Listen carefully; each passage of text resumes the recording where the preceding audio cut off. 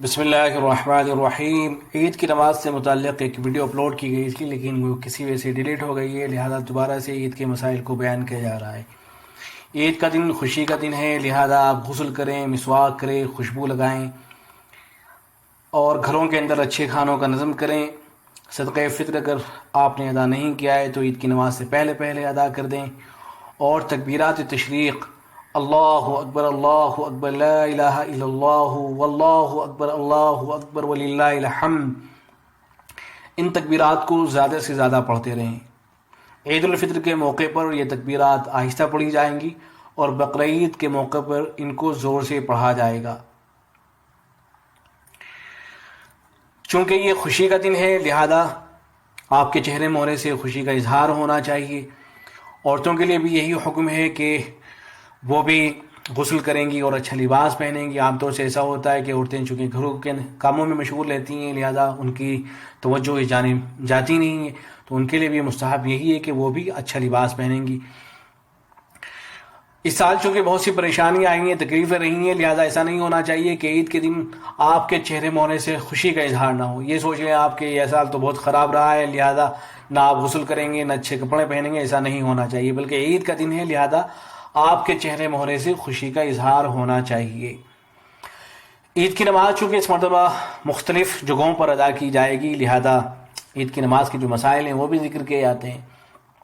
سب سے پہلے تو عید کا وقت جان لیں۔ عید کا وقت جو شروع ہوتا ہے، عید کی نماز کا وقت وہ شروع ہو جاتا ہے سورج نکل آنے کے 15-20 منٹ کے بعد۔ سورج نکل آنے کے 15-20 منٹ کے بعد آپ عید کی نماز ادا کر سکتے ہیں۔ فرض کریں کہ سورج نکل رہا ہے 6 بجے، تو 6:30 بجے، 7 بجے، 8 بجے، 9 بجے، 10 بجے، 11 بجے، اس دوران میں آپ کبھی بھی عید کی نماز پڑھ سکتے ہیں۔ یہ جو وقت رہتا ہے عید کی نماز کا رہتا ہے زوال تک، اور زوال فرض کریں کہ 12 بجے اگر ہو رہا ہے تو 12 بجے سے پہلے آپ عید کی نماز کبھی بھی ادا کر سکتے ہیں۔ عید کی نماز اگر آپ گھر میں ادا کر رہے ہیں تو ایسا نہیں ہوگا کہ گھر کے اندر کا جو کمرہ ہے اس کے اندر آپ ادا کرنا شروع کر دیں، بلکہ باہر کا جو کمرہ ہے، جو بیٹھک ہے، یا ایسا کمرہ ہے کہ جہاں باہر سے جو لوگ ملاقات کے لیے آتے ہیں، آپ ان کو بٹھا کر وہاں بات چیت کرتے ہیں، تو وہاں عید کی نماز آپ ادا کریں گے، اور آس پاس کے جو لوگ ہیں ان کو بھی اطلاع کر دیں گے کہ آپ کے گھر کے اندر عید کی نماز ہو رہی ہے، لہٰذا اگر کوئی شامل ہونا چاہتا ہے تو شامل ہو جائے۔ لیکن اگر آپ کو لگتا ہے کہ بھیڑ اکٹھی ہو جائے گی تو تب آپ منع کر سکتے ہیں۔ جب آپ عید کی نماز پڑھنے لگیں گے تو سب سے پہلے صف بندی ہوگی۔ صف اس طرح سے آپ بنائیں گے کہ پہلے صف کے اندر مرد حضرات کھڑے ہوں گے، اور اگر 1-2 بچے ہیں تو وہ بھی پہلے صف کے اندر کھڑے ہو جائیں گے، لیکن اگر بچے زیادہ ہیں تو ان کی صف الگ سے بنا دی جائے گی۔ لڑکوں کی صف الگ سے بنا دی جائے گی۔ اگر لڑکے زیادہ ہیں تو پہلی صف مردوں کی ہوگی، دوسری صف لڑکوں کی ہوگی۔ اس کے بعد عورتوں کی صف بنے گی، اگر عورتیں نماز کے اندر شامل ہو رہی ہیں تو۔ ویسے تو ضروری نہیں ہے عورتوں کے لیے شامل ہونا، وہ شامل ہونا چاہیں تو ہو سکتی ہیں، نہ ہونا چاہیں تو کوئی حرج کی بات نہیں ہے۔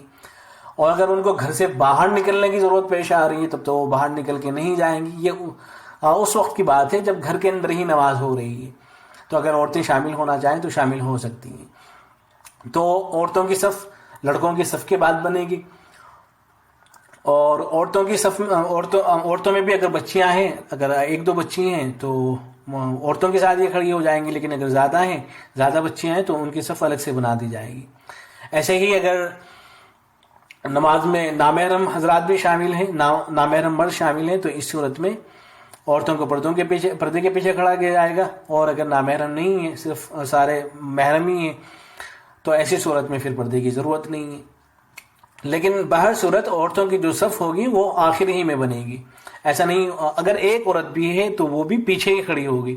ایسا نہیں ہوگا کہ ایک عورت ہے وہ یہ سوچے کہ میں والد کے بازو میں جا کے کھڑی ہو جاتی ہوں، بھائی کے بازو میں یا شوہر کے بازو میں جا کے کھڑی ہو جاتی ہوں، ایسا نہیں ہوگا۔ ایک عورت بھی اگر ہے تو تب بھی وہ پیچھے ہی کھڑی ہوگی۔ یہاں یہ بات بھی ذہن میں رہے کہ عید کی نماز کے لیے جس طریقے سے جمعے کی نماز کے لیے 4 مردوں کا کم از کم ہونا ضروری ہے، ایسے ہی عید کی نماز کے لیے بھی کم از کم 4 مردوں کا ہونا ضروری ہے۔ اور مرد ہونے کا مطلب یہ ہوتا ہے کہ ہر ایک کی عمر 15 سال یا اس سے زیادہ ہو۔ لہذا اگر 4 مرد نہیں ہیں بلکہ 3 ہی ہیں، 2 ہیں، ان کے ساتھ چاہے عورتیں کتنی بھی ہوں، مرد اگر 4 نہیں ہیں تو پھر اس صورت میں آپ عید کی نماز ادا نہیں کریں گے۔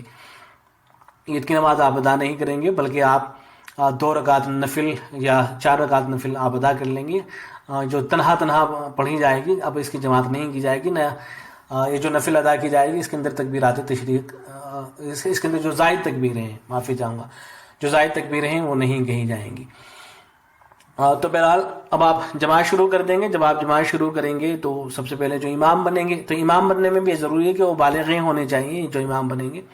ایسا نہیں ہوگا کہ کوئی بچے پڑھ کے آئے آپ ان کو امام بنا دیں، ان کی عمر 10 سال ہے 12 سال ہے، لیکن ان کو مسائل وغیرہ یاد ہیں، قرآن اچھا یاد ہے، آپ سوچیں کہ بچہ اچھا پڑھ لیتا ہے لہٰذا اس کو امام بنا دیتا ہوں، ایسا نہیں ہوگا، بلکہ جو بالغ ہوگا وہی امام بنے گا۔ بالغ ہونے کا مطلب یہ ہوتا ہے کہ تو عمر 15 سال ہو، 15 سال یا اس سے زیادہ ہو، یا بلوغ کی کوئی علامت ظاہر ہو چکی ہو، تو اسی کو امام بنایا جائے گا۔ تو جو امام بنیں گے، اچھا یہ بات بھی ذہن میں رہے کہ عید کی جو نماز ہوگی اس کے اندر اذان و اقامت نہیں کہی جاتی، لہذا نہ اذان کہی جائے گی نہ اقامت کہی جائے گی۔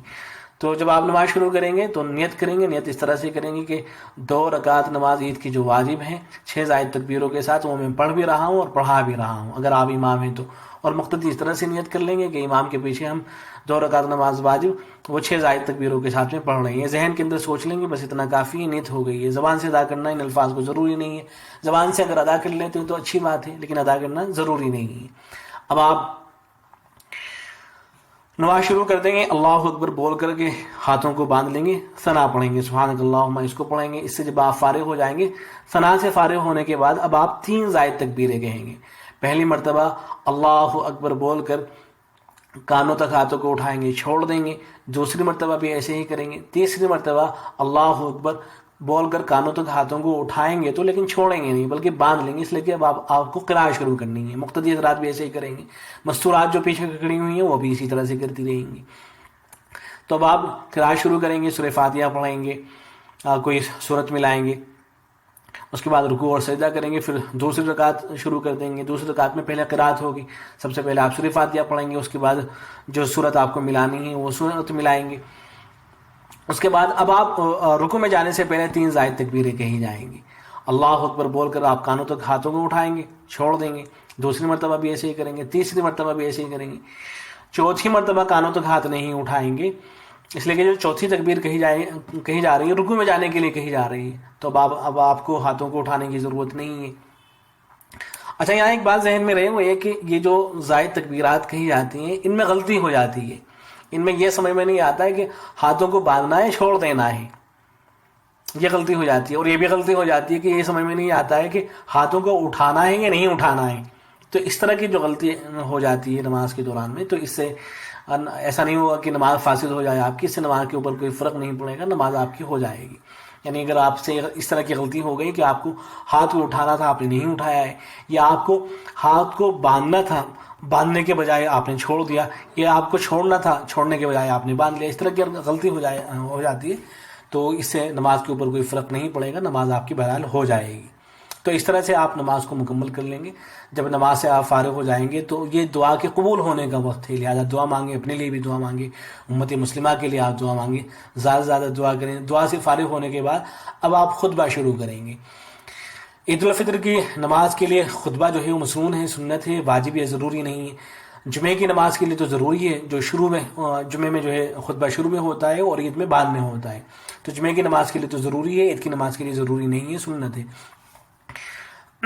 لیکن چھوڑیں گے نہیں، آپ اس کو ترک نہیں کریں گے، خطبہ پڑھا جائے گا۔ جب آپ خطبہ شروع کریں گے تو یہ ضروری نہیں کہ آپ کرسی کے اوپر بیٹھیں، نیچے بھی اگر آپ بیٹھے ہوئے ہیں تب بھی کوئی حرج کی بات نہیں، لیکن اگر آپ کرسی یا اسٹول وغیرہ لا کے رکھ لیتے ہیں تو اس کے اوپر آپ بیٹھ جائیں گے اور پھر اس کے کھڑے ہو کر آپ خطبہ شروع کریں گے۔ خطبے کے اندر اگر آپ کے پاس کوئی خطبہ محفوظ ہے موبائل کے اندر، کتاب کے اندر، تو وہاں سے دیکھ کے پڑھ لیجئے، اور اگر آپ دیکھ کے پڑھنا نہیں چاہتے ہیں، حفظ پڑھنا چاہتے ہیں، تو آپ نے جو صورتیں پڑھی ہیں انہیں کو آپ ریپیٹ کر دیجئے۔ نماز میں جو صورتیں پڑھی ہیں، جو دوسری صورتیں آپ کو یاد ہیں وہ پڑھ دیجئے، سورہ فاتحہ پڑھ لیجئے، اس کے بعد کوئی صورت ملا لیجئے، کوئی حدیث آپ کو یاد ہے وہ آپ پڑھ دیجئے، کوئی دعائیں آپ کو یاد ہیں وہ آپ پڑھ دیجئے، اس کے بعد تھوڑی دیر کے لیے آپ بیٹھ جائیے، پھر دوبارہ سے جب آپ کھڑے ہوں دوسرا خطبہ شروع کر دیجئے۔ اس کے اندر بھی آپ اسی طرح سے کریں کہ سورہ فاتحہ پڑھ لیں، اس کے ساتھ میں کوئی صورت ملا لیں، اور کوئی دعائیں آپ کو یاد ہیں ان کو پڑھ لیں، درود شریف آپ پڑھ لیں، تو اس طرح سے آپ کا خطبہ جو ہے مکمل ہو جائے گا. تو اب آپ بس خطبہ مکمل ہو گیا ہے، اب آپ کی یہ جو نماز تھی مکمل ہو چکی ہے. تو اس طریقے سے آپ عید کی نماز کو ادا کر لیں گے. السلام علیکم ورحمۃ اللہ.